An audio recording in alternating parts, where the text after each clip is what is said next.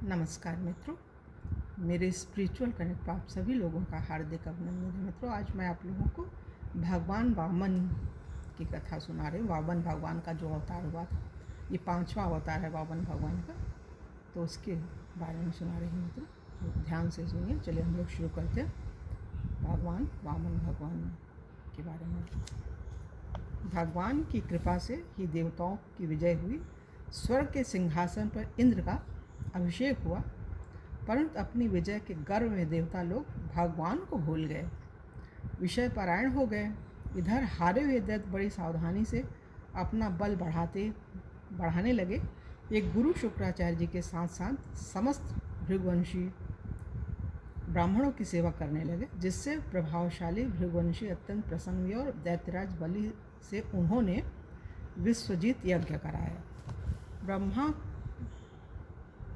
ब्राह्मणों की कृपा से यज्ञ में स्वयं अग्निदेव ने प्रकट होकर रथ घोड़े आदि दिए और अपना आशीर्वाद भी दिया। शुक्राचार्य जी ने एक दिव्य शंख और प्रहलाद जी ने एक दिव्य माला दी। इस तरह सुसज्जित हो सेना सहित उन्होंने जाकर अमरावती को घेर लिया।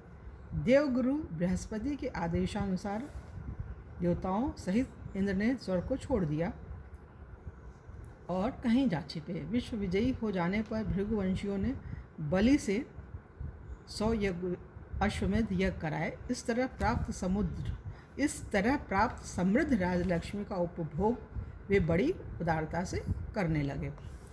अपने पुत्रों का ऐश्वर्य राज्यादि छिन जाने से माता अदिति बहुत दुखी हुई। अपने पति कश्यप जी के उपदेश से उन्होंने पायो व्रत किया। ये बहुत अच्छा व्रत है मित्रों। इसमें सत्संग में हम सुनते रहते हैं, जिनको बच्चे नहीं होते हैं तो वो व्रत कर सकते हैं। ये 12 दिन का व्रत होता है। भगवान ने प्रकट होकर कहा कि ब्राह्मण और ईश्वर बलि के अनुकूल हैं, इसलिए वे जीते नहीं जा सकते। मैं अपने अंश रूप से तुम्हारा पुत्र बनकर तुम्हारे संतान की रक्षा करूंगा। इतना कहकर भगवान अंतर्ध्यान हो गए।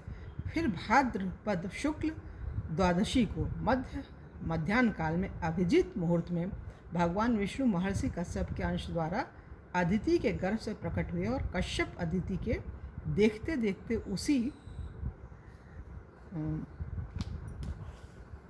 शरीर से वामन ब्रह्मचारी का रूप धारण कर लिया। ठीक वैसे ही जैसे कोई नट अपना भेष बदल ले। भगवान को वामन ब्रह्मचारी के रूप में देखकर महर्षियों को बड़ा आनंद हुआ। उन लोगों ने कश्यप प्रजापति को आगे करके उनके जातकर्म आदि संस्कार करवाए। जब उनका उपनयन संस्कार होने लगा तब सूर्य ने उन्हें गायत्री का उपदेश दिया। बृहस्पति ने यज्ञोपवीत और कश्यप ने मेखला दी।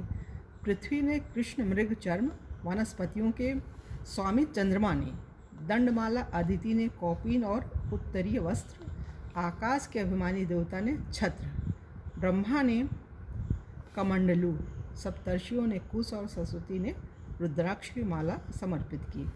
कुबेर ने भिक्षा पात्र और साक्षात जगन माता अन्नपूर्णा ने भिक्षा दी। इस प्रकार उनकी ब्रह्मचर्य दीक्षा पूर्ण हुई।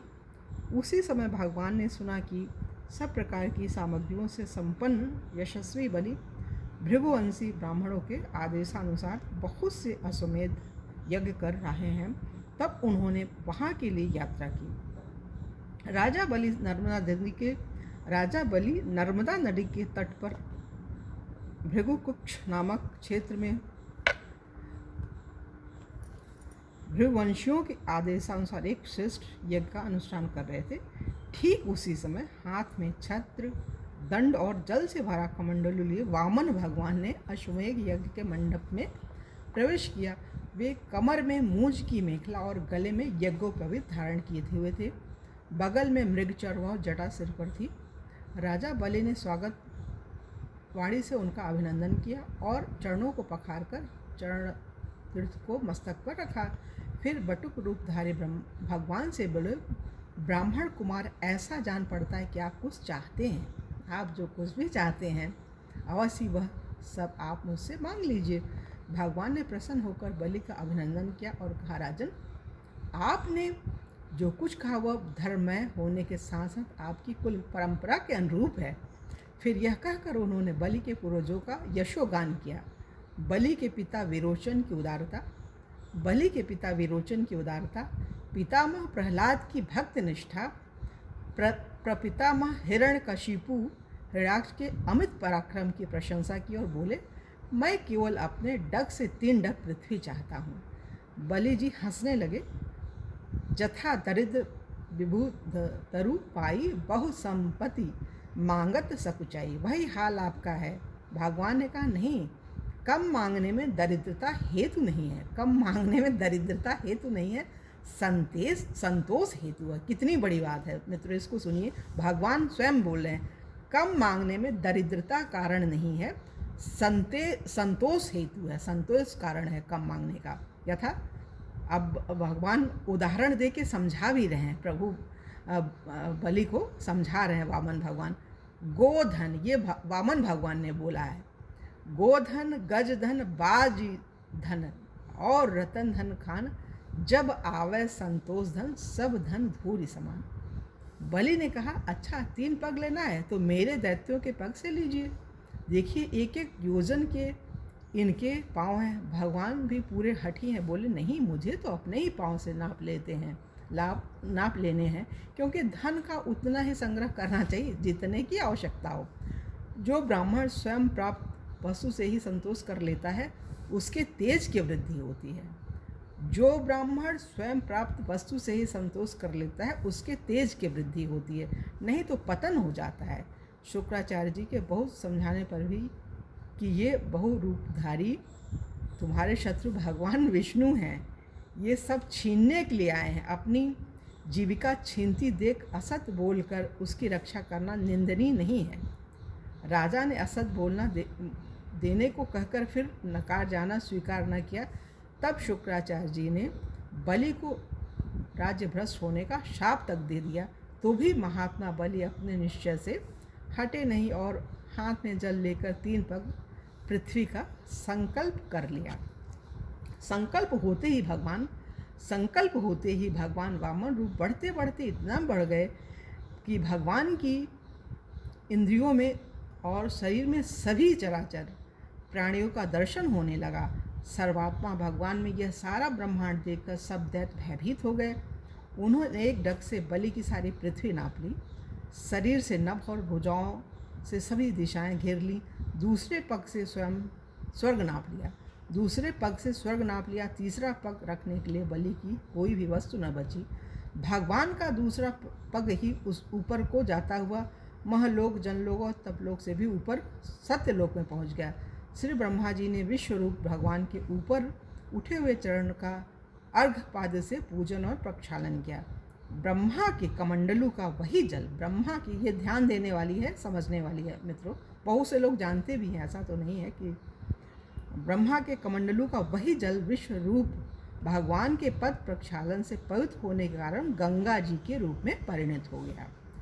बलि के सेनापतियों ने यह जानकर कि यह भिक्षुक ब्रह्मचारी तो हम लोगों का बैरी है, जो अपने को छिपाकर देवताओं का काम करना चाहता है, और राजा तो यज्ञ में दीक्षित होने से कुछ कहेंगे नहीं, वामन भगवान पर अस्त्र चलाया, पर भगवत पार्षदों ने उन्हें खदेड़ा। बलि ने दैत्यों को समझा बुझाकर लड़ाई करने से रोक दिया। भगवान का इशारा पाकर गरुड़ ने वरुणपाद से बलि को बांध दिया। तत्पश्चात भगवान बलि से बोले, 2 पग में तो मैंने तुम्हारी सब पृथ्वी और सब लोकों को नाप लिया। तुम्हारी प्रतिज्ञा पूरी न होने से अब तुम नरक भोगोगे। इत्यादि रीति से वामन जी ने बहुत तिरस्कार किया, परंतु राजा बलि धैर्य से विचलित न हुए। उन्होंने बड़ा ही सुंदर उत्तर दिया, प्रभु मैं आपसे एक बात पूछता हूँ, धन बड़ा है कि धनी? भगवान ने कहा, चूँकि धन धनी के अधीन रहता है। ये देखिए, चूँकि धन धनी के अधीन रहता है इसलिए धनी सबसे बड़ा होता है। बलि जी ने कहा, प्रभु आपने मेरा धन तो 2 पग में नाप लिया, रही 1 पग की बात, सो वह पग आप मेरे सिर पर रख दीजिए। यद्यपि हूँ तो मैं 2 पग से भी अधिक, परंतु 1 ही पग में मैं आपके चरणों में आत्मसमर्पण करता हूँ। भगवान बहुत प्रसन्न होकर ब्रह्मा जी से बोले, मैं जिस पर बहुत प्रसन्न होता हूँ उसका धन छीन लिया करता हूँ। मैंने इसका धन छीन लिया, राजपद से अलग कर दिया। तरह तरह के आक्षेप किए। शत्रुओं ने इसे बांध लिया, भाई बंधु छोड़कर चले गए। इतनी यातनाएं इसे भोगनी पड़ी, यहाँ तक कि इसके गुरुदेव ने भी इसे शाप दे दिया। परंतु इस दृढ़ व्रती ने प्रतिज्ञा नहीं छोड़ी। मैंने इससे छल भरी बातें की, मन में छल रखकर धर्मोपदेश किया, परंतु इस सत्यवादी ने अपना धर्म न छोड़ा। फिर राजा बलि को सुतल लोक में रहने की आज्ञा दी और अपूर्व वर दिए। राजा बलि के आप द्वारपाल बन गए। इस तरह भगवान वामन ने बलि से स्वर्ग का राज लेकर इंद्र को देकर अदिति की कामना पूर्ण की और स्वयं उपेंद्र बनकर सारे जगत का शासन करने लगे। मित्रों, ये तभी बोला जाता है, ये न बद्धो बलि राजा दानवेंद्रो महाबलक। तो आज भी लोग मौली बांधते हैं तो ये बोलते हैं। भक्त कहीं भी हो सकते हैं, भगवान की ये रचना है। संसार तो सब तरह के लोग हैं और भगवान स्वयं उनको सद्बुद्धि देते हैं कि ऐसे करना है। राक्षसों के पास भी सद्बुद्धि आती है, वो भगवान की कृपा से संतुलन बनाने के लिए भगवान ऐसा करते हैं।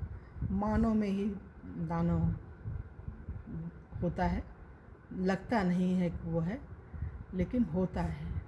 ये सीखने की चीज़ है, हम लोग सीख सकते हैं कि दानव भी अच्छे होते हैं, उनसे हम सीखें और कुछ अच्छा करें।